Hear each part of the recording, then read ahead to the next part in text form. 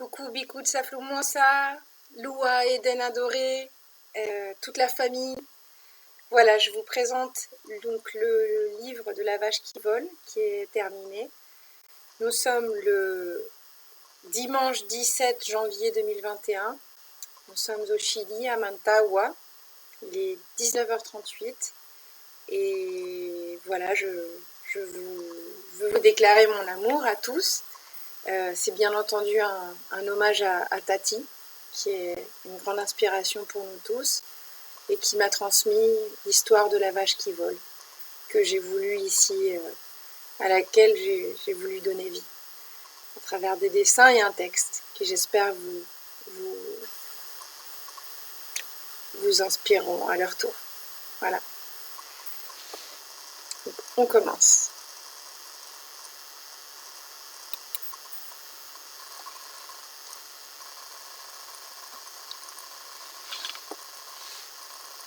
Il était une fois le royaume des vaches qui volent, une petite planète infinie et très colorée. Ses habitants, divers et variés, possédaient tous des ailes, circulaient aisément tant sur la terre, sous l'eau, que dans le ciel. Une amitié toute naturelle était née entre un poussin vaillant et téméraire appelé Piou, un escargot à la trompe d'éléphant appelé Cosmos au regard surprenant et doux, et une jeune vache qui vole à l'esprit rêveur et au tempérament casse-cou. Nos trois amis s'étaient donné une mission de la plus grande importance, celle d'embellir leur réalité et d'en protéger les moindres petits détails dès leur enfance. Ce monde était un véritable havre de paix et de lumière, et l'on y vivait comme dans un rêve. Rien n'avait apparemment de sens et tout en avait. Nos habitants divers de la planète Paix cultivaient tout particulièrement l'art de la simplicité. Un très bel exemple de cet art de vivre était le festin de purée de carottes organisé dès que l'envie s'en faisait.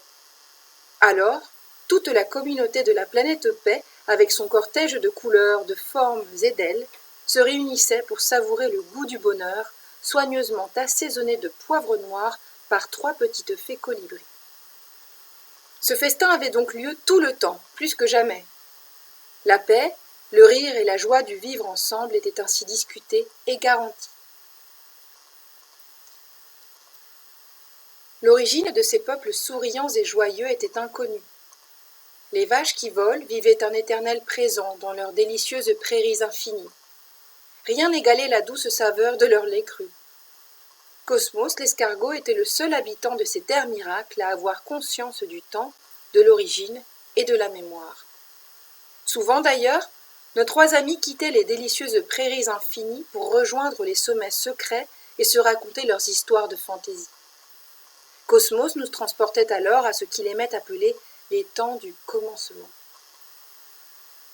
La légende raconte qu'il était descendant de l'amour éperdu entre un mammouth poète romantique et une mine de cristal sous-marine, brillante et pure.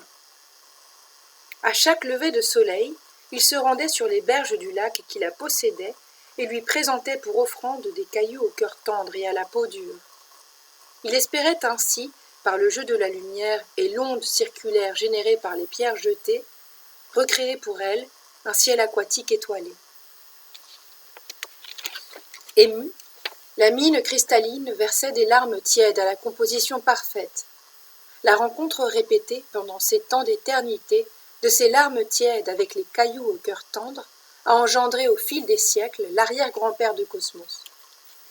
Cosmos était donc parfait, s'exclamait-il pour clore le récit, et nos trois amis divers et sincères riaient, rêvaient et se remémoraient. Ils aimaient aussi contempler l'univers depuis leur sommet secret. Le mystère de ce paysage célestial les fascinait. Ces galaxies lointaines les émerveillaient car elles se convertissaient en refuge de la lumière lorsque celle-ci disparaissait. Elles devaient regorger de couleurs et donc de vie, pensaient alors nos trois amis rêveurs qui soupiraient en chœur. Mais comment seulement les atteindre ?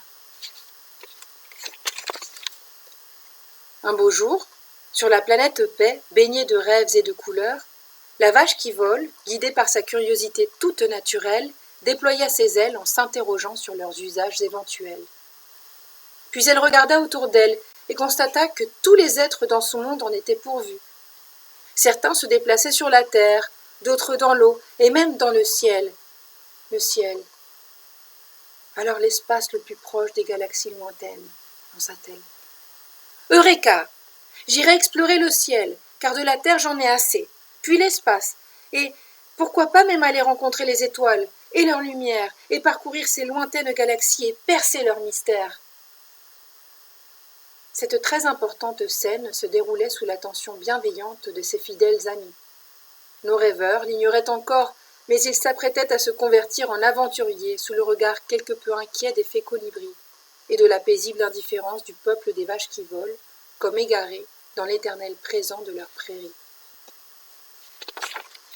Nos trois vaillants amis décidèrent donc d'aller trouver un étrange personnage dont l'espèce était inconnue sur la planète Paix. Fait encore plus étrange, il était le seul individu dépourvu d'elle. Il avait, en revanche, le pouvoir de transformer tous les fruits de son imagination en réalité. Faute d'elle, il avait de l'esprit et adorait dessiner. Nos amis avaient un plan.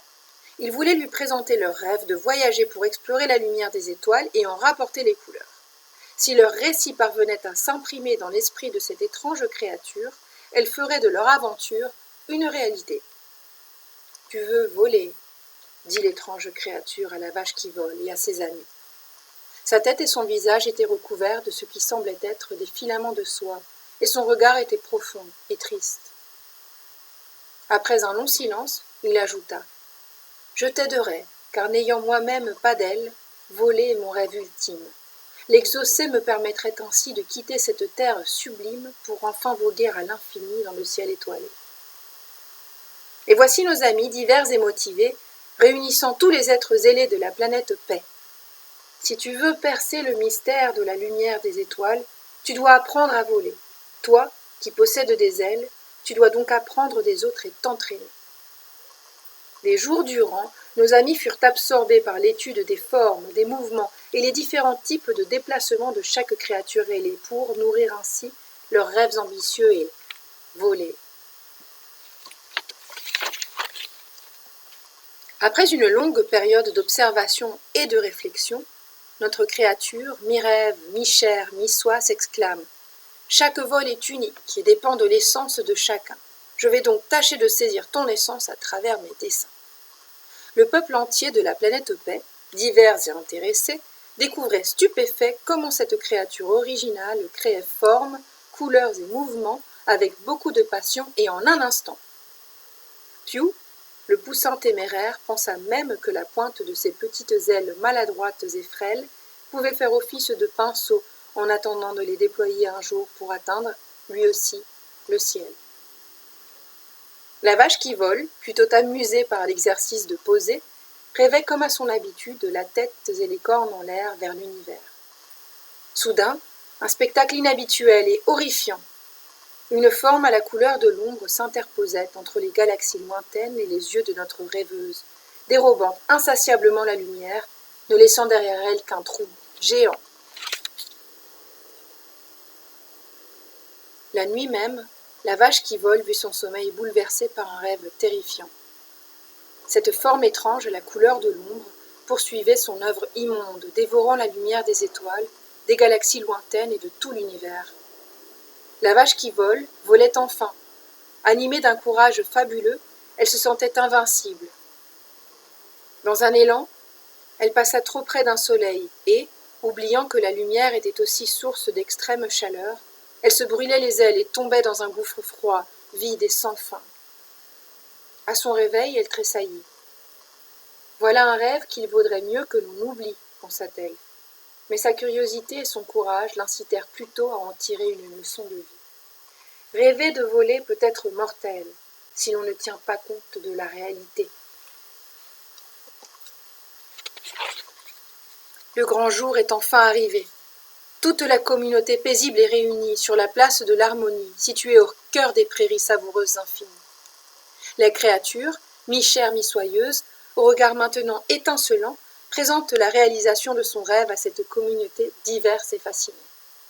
Le principe du vol avait été jusqu'alors un mystère parmi les habitants de ce coin de lumière, où il semblait être une évidence pour ceux qui le maîtrisaient, où il inspirait l'indifférence à ceux qui l'ignoraient, car ils l'ignoraient.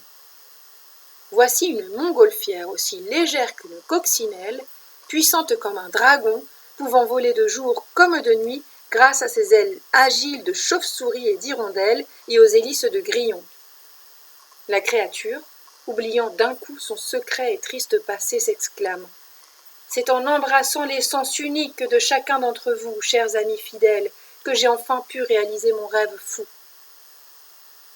Au son doux d'innombrables applaudissements d'ailes, nos trois amis, vaillants et impressionnés, commencèrent gracieusement à s'élever. D'abord dans le ciel, d'où ils observaient la terre s'éloigner sous leurs pieds, ou plutôt sous leur ventre, leurs pattes et leurs sabots.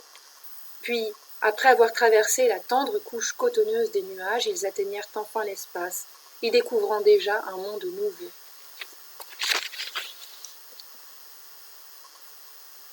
Jusqu'alors accompagnés par de nombreux frères et sœurs ailés, c'est là qu'ils décidèrent de se dire au revoir et bonne chance. Et Cosmos en alla coquille brisée. Les larmes héritées de son aïeul de cristal inondent alors l'espace de pureté. La montgolfière poursuit sa danse volée. Alors que Pio est envahi par un sentiment de fierté, notre vache qui vole, elle, est concentrée. Elle n'avait encore jamais été aussi proche de ces étoiles et galaxies lointaines, des nuits durant contemplées. Refusons l'obscurité, avait-elle en tête. Soudain, ses ailes, hier encore gauches et mal apprivoisées, deviennent ici et maintenant des épées. Son essence transperce l'éternité triste et froide, assoiffée de lumière. La vache qui vole se précipite au cœur de la bouche béante, et la voilà qui s'engouffre. C'est alors que tout s'accélère. Les parois de l'ombre des formes sont déchirées par ses ailes, et toute l'obscurité explose soudain en un nuage de beauté aux mille couleurs de la gaieté. L'air y est léger, alors la vache qui vole souriante se laisse emporter par ce tourbillon de lumière libérée. Depuis lors, on observe une constellation majestueuse dans le ciel de l'univers, depuis la planète Paix comme de la planète Terre. Et, fait très particulier, il s'agit là de la seule constellation colorée. Mais elle ne se révèle qu'aux êtres encore capables de s'émerveiller, les nuits d'hiver comme les nuits d'été. Il faut donc être prêt pour le bonheur pour la contempler. La vache qui vole, raconte la légende, est devenue son propre rêve après avoir sauvé la lumière. Vivre parmi les étoiles, être légère comme une poussière, et nourrissant tant la matière que la clarté. Et chaque étoile filante est un fragment de mémoire célestiale, de cette bataille mythique et merveilleuse qui n'avait, jusqu'à ce jour, encore jamais été racontée.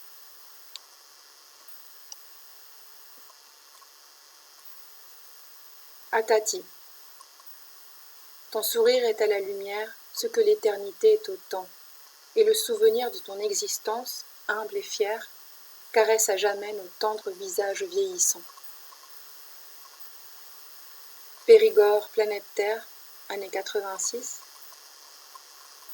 Nantawa, univers, année 2021.